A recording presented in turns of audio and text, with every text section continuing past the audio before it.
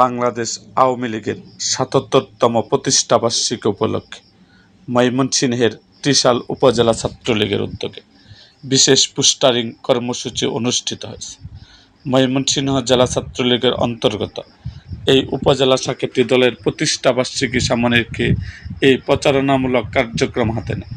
গৌরব ও সংগ্রামের ৭৭ বছর এবং মানুষের পাশে আমরা ছিলাম, এই স্লোগান ও প্রতিপাদ্যকে সামনে রেখে বর্ণাঢ্য পোস্টার ডিজাইন করা হয়েছে। পোস্টারগুলোতে স্থান পেয়েছে জাতির পিতা বঙ্গবন্ধু শেখ মুজিবুর রহমান এবং আওয়ামী লীগ সভানেত্রী শেখ হাসিনার ছবি সহ স্থানীয় ছাত্রলীগ নেতৃবৃন্দের প্রতিকৃতি। ত্রিশাল উপজেলার বিভিন্ন গুরুত্বপূর্ণ সড়ক, চত্বর এবং দেয়ালে এই পোস্টারিং কর্মসূচি সফলভাবে সম্পন্ন করেন ছাত্রলীগের নেতাকর্মীরা।